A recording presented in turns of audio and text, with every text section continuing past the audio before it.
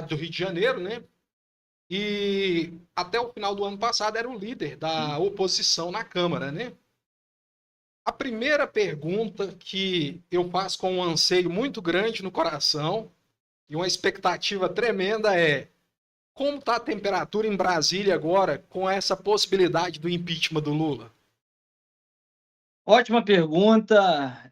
Com relação ainda sobre a questão da liderança da oposição, só um esclarecimento, né? Eu fui o primeiro líder da oposição dessa legislatura e nós fizemos um acordo inicialmente de que haveria uma troca de líderes de oposição e também na minoria a cada um ano. Então eu comecei em 2023, eu sairia logo no início de 2024. Só que diante daquela covardia que fizeram uma busca e apreensão na minha casa de uma forma totalmente forjada, eu posso dizer assim, porque realmente forjaram uma prova para justificar aquela busca e apreensão. É, os demais integrantes da oposição entraram num consenso de que eu deveria continuar e eu segui até meio do ano, quando depois eu tive que me ausentar para. Eu disputei a eleição de prefeito em Niterói. E aí assumiu o Felipe Barros. Esse Sim. ano agora é o Zuco. Mas hoje eu sou o primeiro vice-líder da minoria e estamos aí trabalhando de uma forma incansável, tanto pelo restabelecimento das nossas liberdades, quanto pelo desgaste do governo Lula, e o desgaste ele é essencial para que nós possamos retomar o poder no nosso país. E por que eu falo desgaste? Com relação à questão do impeachment, nós estamos vendo isso dividindo muita opinião. Uhum. Muitas pessoas dizem que não deve acontecer o impeachment, que nós devemos deixar o governo sangrar e aí ter já um terreno preparado para retirá-lo em 2026, porque muita gente acredita que, inclusive, se retirar o Lula, entra o Alckmin é o candidato do sistema, que era algo que eles sempre quiseram que acontecesse, e isso poderia, inclusive, dificultar os nossos planos para a retomada de poder em 2026, porque o Alckmin ele não é o Lula, ele é uma pessoa que, inclusive, ele tem está com a sua sanidade mental ainda, Aham. diferente do Lula, Sim. e ele é uma pessoa muito habilidosa, tem uma visão econômica um pouco mais parecida com a nossa, mas e aí essas pessoas dizem que nós não devemos fazer o impeachment do Lula, e sim deixar o governo se desgastar. Mas eu sempre digo que, ainda que não haja o impeachment, nós pressionarmos pelo impeachment já é um desgaste. Sim. Porque nós, se você for analisar, eu acredito que nós não temos tempo hábil para fazer um impeachment da Dilma.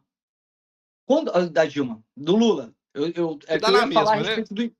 Não é porque o impeachment da Dilma, eu ia tomar como um parâmetro para que vocês possam entender como nós não temos um tempo hábil para conseguir o impeachment. O Aham. impeachment da Dilma, quando teve a aceitação do processo de impeachment, demorou 9 meses para que ela fosse destituída.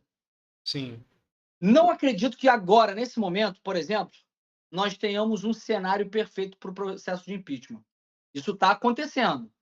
Nós vemos um governo extremamente desgastado, um governo que está se tornando extremamente impopular, uma perda de popularidade imensa. O Lula hoje carrega 17 pontos percentuais de diferença entre a sua rejeição e a sua aprovação.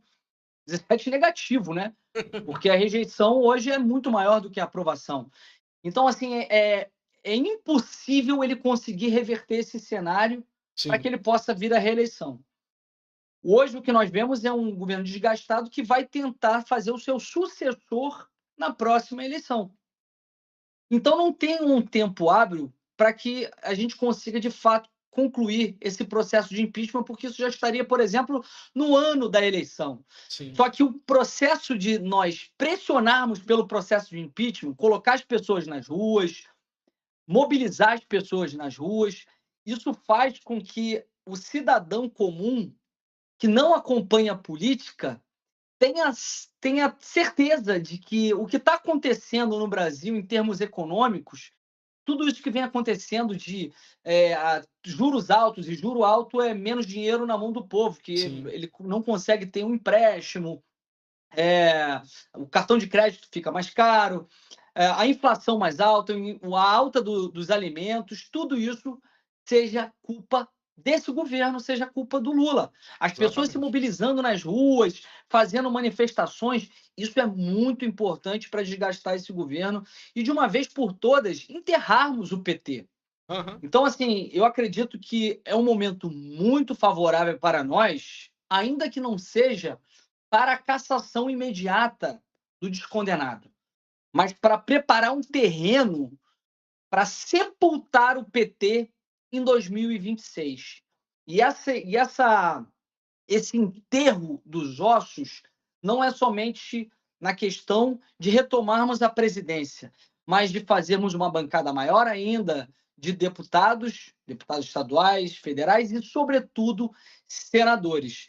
Então, se me questionarem, olha, você é favorável a essas manifestações pelo impeachment? Sou favorável, sim, porque no ruim, na pior das hipóteses, nós vamos fazer um desgaste irreversível Gigantesco. à imagem do Lula, e eles não têm outro nome. É isso que me dá uma esperança muito grande de que, assim, a próxima eleição é nossa. Verdade.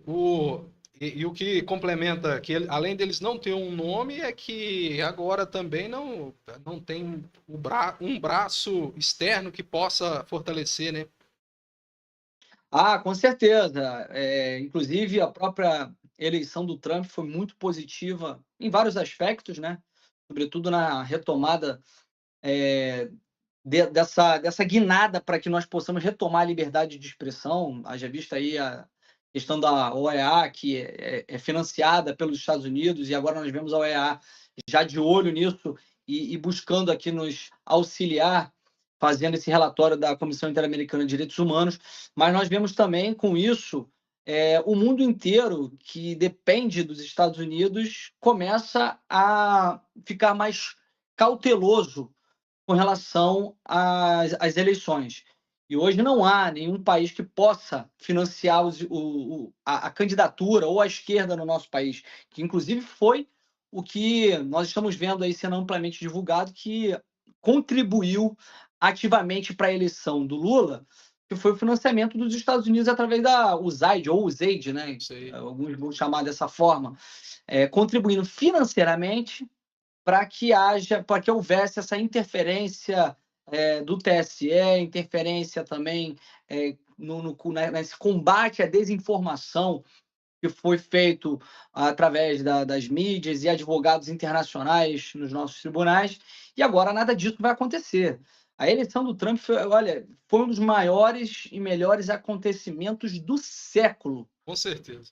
Para que nós possamos ter um ambiente mais democrático, de fato, nas eleições e também a restauração da nossa liberdade de expressão, porque vinha de uma forma muito brutal contra, sobretudo, o Brasil.